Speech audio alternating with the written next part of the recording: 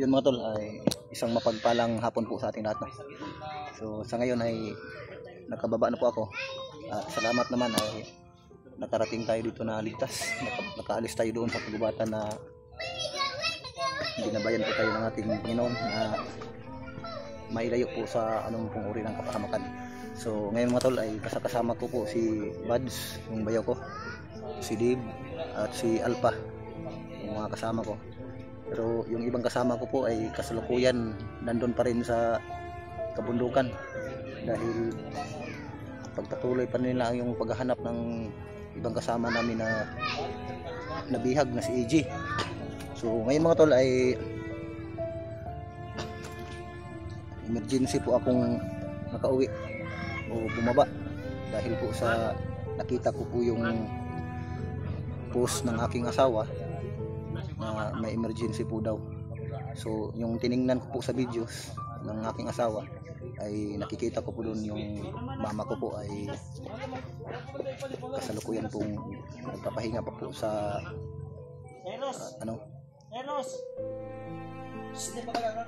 sa ospital.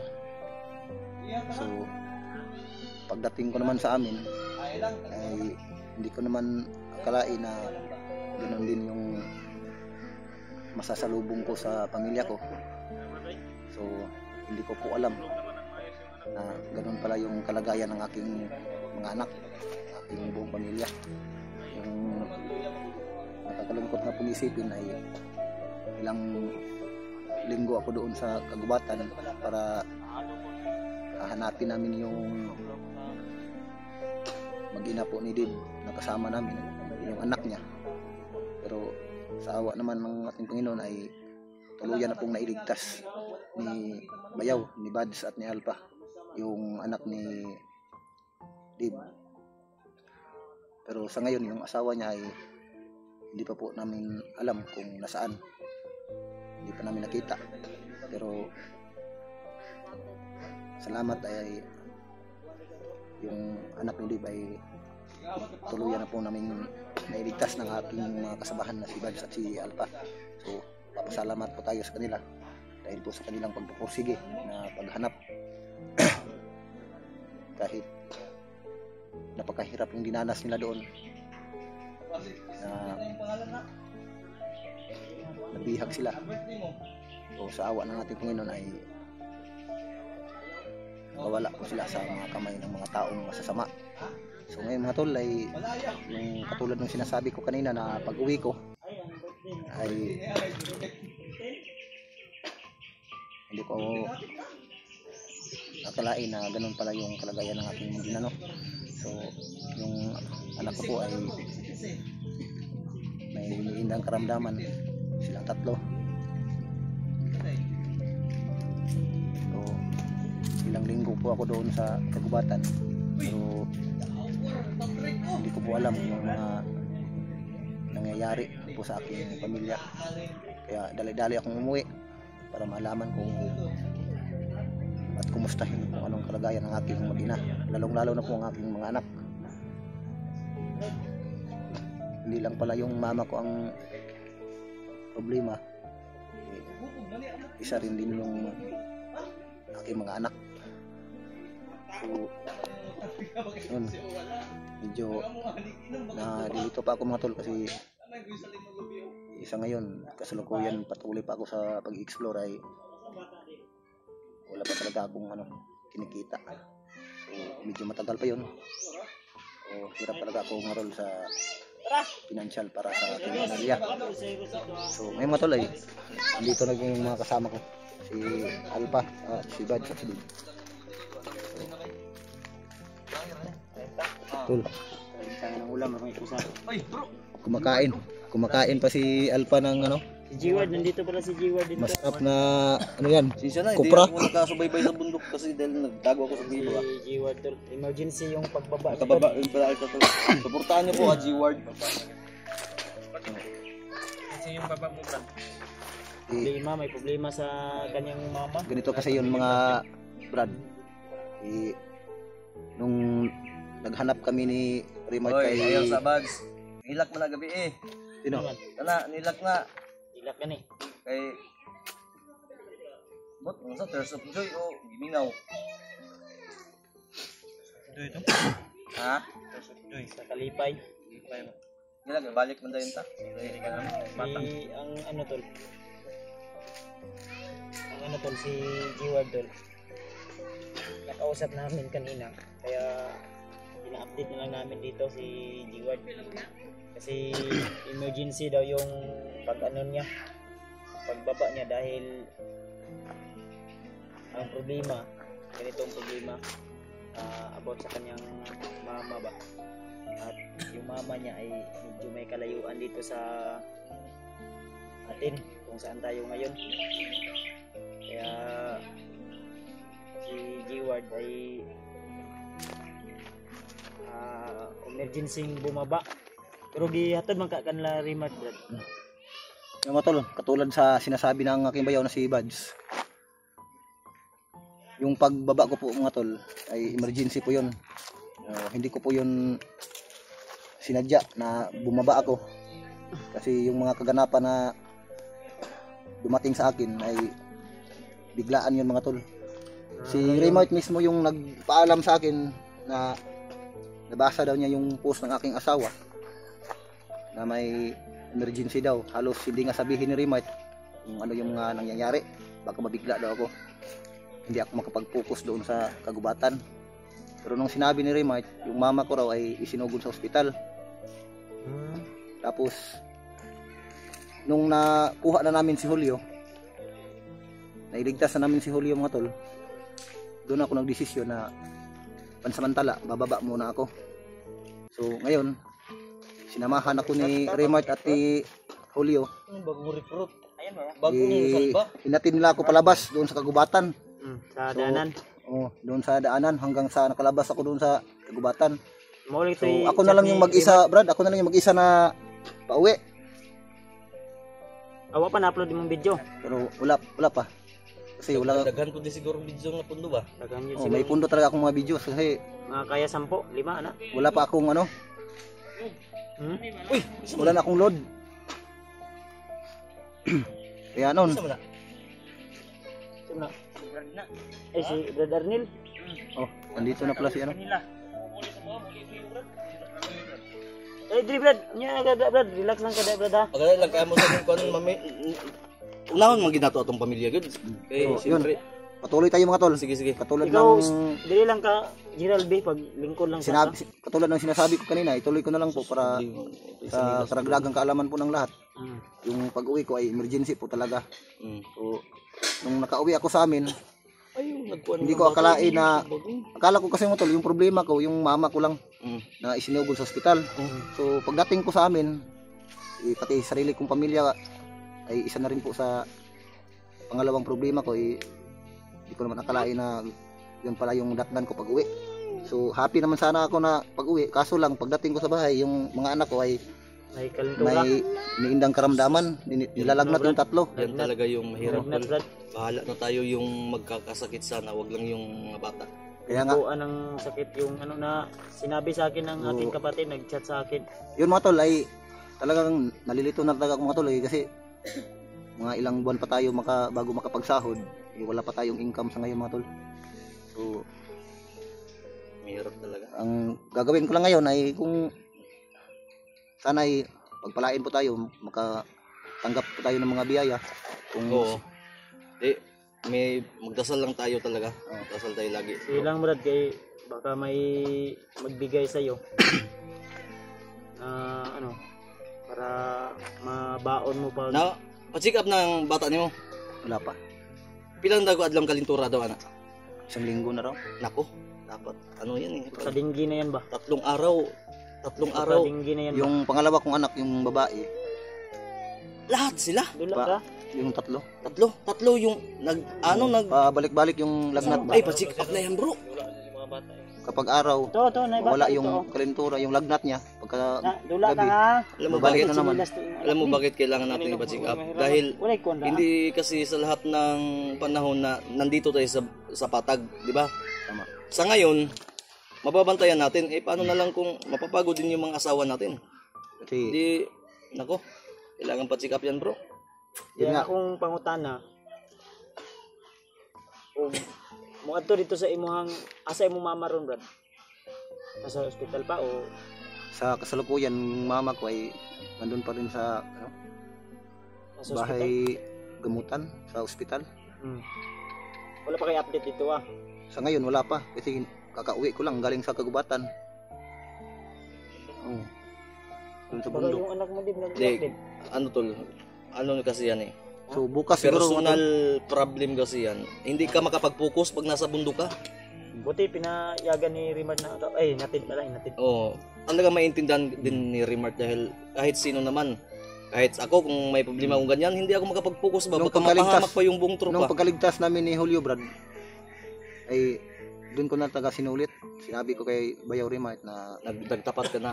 sinabi ko sa kanya na baka pwede mauna na lang ako para mapuntahan ko din yung ina ko, lalong-lalo na yung makita ko yung mga pamilya ko, mga anak ko. Yung nag-open ako ng ano ko, Brad. Pero si Rimart yung Messenger, mismo Brad. nag ano?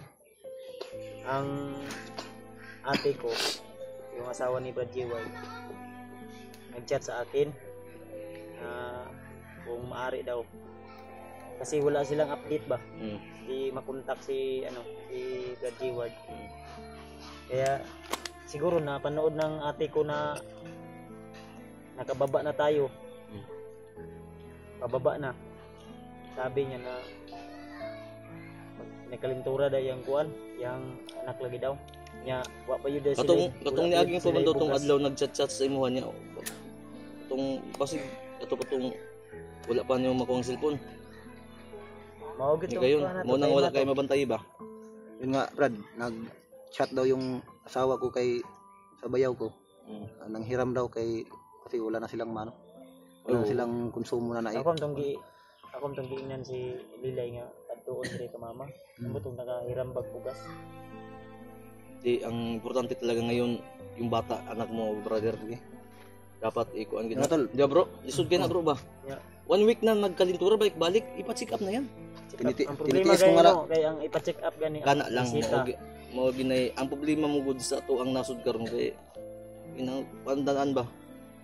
Ang Kani problema ni G-Ward talaga sa totoo lang mga tol ay yung gamot na iresita ng doktor at saka yung pagpunta doon sa kanyang mama. mahirap Kasi- yan ganyan. Nang sa Kaliwaan tugad na- yung problema nang mo sa tugad brother, na di ba? Paralyzed? Na stroke si mama. Stroke? Ano ba? Patay na yung kabilang katawan niya ba? Hindi na magalaw yung Ang sakit kabilang sa katawan puso. niya. Dito So, sa gusto kaliwang. ka mo adto dito Yun nga yung pakay ko. Kaya nga dali akong umuwi dito. Ganito na lang, may suggest ako. Para sa akin lang to, depende na sa'yo. Kung sakali mang baka pagpalain tayo, maghanap din ako doon kung may mautangan tayo pansamantala para sa anak mo. Kung meron, nahin mo natin yung anak mo siguro tapos tapos na pa-check up, kung ano plano mo, punta tayo doon sa sa mama niya ba? sa mama mo. Maka-resita tayo doon kung anong kailangan. Ano Brad? Mga resita. Din, Dadamayan ka ng timpugi. Hindi ka namin pababayaan. Salamat. ito si si Brad Pitt. Istorya nung pabot ni bro, kay murag lain ng iyang kuan bro. Ragluot ka na bitong luyas siya ba? Ang sabi niya sa akin, pagdating ko kanina na nahiya daw siya. Nauna kasi ikaw eh, iniwan mo ko eh. Nahiya daw siya ba? Okay. Kasi Hindi. Pamilya ng turong babae itong mga pamilya ni Bads dito. hangyo siya sa kuha nga mag-board lagi daw siya. Pwede man. Pero ang problema, mangita lagi tag-board. Ang problema, may tatawag secure nga boarding house tapos ang anak, Kwarta po lagi ang problema nga unsay ibayad na to. kung kaya tag pwede na tutangon. Ato lang sige lang kay Kasi kay mo tabang sa imo din.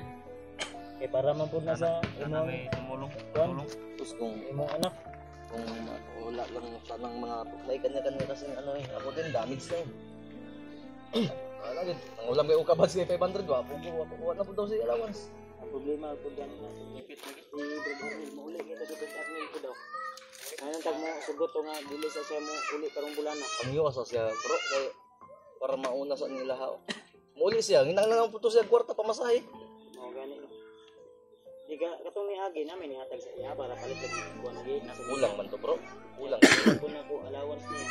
Ulang ka ito dito. Diriya kaya balik. Ambot kay sila man ni Patrick na guban dito ni. At wala mo ni atok amakan brad. Dito siguro mo sa kuan ba ganing Ngipon lagi. tilapia ano? Ang ngipon nasa naman. Siguro ang ngipon. Tilap. Uy, Patrick, tilapia no. Lay. Ha? Tilapia ba? Kami ano? Nanunan? Kumusta ba si hindi daw sa mo? Wala nang ngipin. Pinandal. Ubos ni ngipin. Ay ka kay hindi daw sa. Ay, ate. Hindi. Dito. Hindi naman ako. Hindi. Aber Brad, please. Ikaw rin ba sa pugi? Ubos na palagi Ronaldo. Nagkakuan. Bago daw recruit taon na to. Di bagong Kuana. Basta ka naman pugad diha. Sa susunod magtayo kami ng pabahay ng Timpugi. Ang sanay sa street to si Bro, pabahay ng Timpugi. Kaya nga. Ito yung ano natin. Presidente. Bayan po natin. Ngipon mo. Yapil mo siguro magtulon. Kat pa natulon. Bitaw, maraming naghahanap sa iyo, Brad. Asa si Tadamihan balik sa Basakan? Sumasakan si Brother Lelo. Diyan po lagi. Madami. Kasi mingampas ni Brad, dali isa ba? pasukan ba? Uy, Putya. dali sa istorya sa papa. Sa isahon, bro. Ha? Kanya tong problema bro sa isahon yun. Mo gani. Tinawan lang namin tol kasi naano ako eh. Ikaw, Gerald, basta na po kay problema. Ayaw sa karon ha? Ayo sa jud karon. Patulik pa daw siya. Kana lang. Kami, pwede raman. Pwede raman mo. Ait kitong punyal. Ya musta man imong Brad, asawa to. ay kabala ka, Brad. Itawan na lang natin yung lahat ito. Pero hanap pa natin ang paraan. Nagtag na imo. Mag-provide ang Panginoon. Tiwala lang tayo talaga. Pwede. May ning saad ka dito. Palagi sure lagi ko. Tag. Grabe yung pag-uwi ko, Brad. Sobrang sakit talaga ng mga paa ko, Brad, yung hita ko, kakalakad. Pinamaulan ka noon. Eh, Ha? isang araw at 2 gabi ko nilakad yung Tapos lagi area ulan, natin, di ba? hanggang nakarating ako dito. Nagkataon na wala talagang laman yung bulsa ko. Buti na lang si Remote nag-abot sa akin ng 100. Yun. Bili ko ng pagkain ng konti. Pero nilalakad ko lang hanggang makarating ako dito, makauwi ako ba? Yung gutom nga sa bundok hanggang ngayon. Okay lang sana kung may motor. Yung motor ni Remote sana, ihiramin ko sana, pero hindi ko na lang tinuloy kasi hindi ako marunong gumamit ng motor ni Remote. Ito, Kaya yung primera to. Mo ditso na sa segunda. hindi pa kasi ako nakapagmaneho ng ganong Ditso na motor. sa kwarta. Kwarta na. Ang kwarta to, Buot sa bulsa. Sirado May na. kwarta. di ka kabot sa imong balay ah. Wala kay kambya. Baktas ka. Tawa na. Patrick! Patrito. Mandahan pa rin. Pagkatawag ka walang ngipin. Mandahan pa rin katawag ka walang ngipin. Wag mong Ayaw sampungi. Sa man na, ka-cute. Ka-cute. Ka-cute ni Patrick. Ay, tol. yung bata ni Debo, yun na. Naglalaro na doon. Di ba, Dave? Masaya na siya. Masaya na yung bata, Dave. Ikaw. Dapat ang bata hindi sa bundok, dito Oo. sa batag, nakipaglaro sa mga bata. Bata din. Yung kalaro niya doon mga siraulo. Si Debo. Parang nagluya. Parang wala kang tulog ba? Kapahon man siguro ni. Bro, Kapahon. Wala pa. Kuhaan ba na to sa bukid ni Masawa? Rescue pa. Wala kaning kamot ang sa ka karon brad ha. Kuha sa kakaroon, touch by self. May man si Bayaw kay. Joke lang yun po yun tol ha. Ano, biro lang yun. Biro lang yun bro. Pero totoo yan. bro. Ano totoo yan? Totoo. Totoo daw. O yan. Di ba? Ako po sa kaupahon sa boarding house. Oh. Oh. Yan lagay yung nasa. Oh, dito ni mo upahan sa boarding house lagi. Hindi sila nakagets. Hindi sila nakagets, bro. Hindi na gets.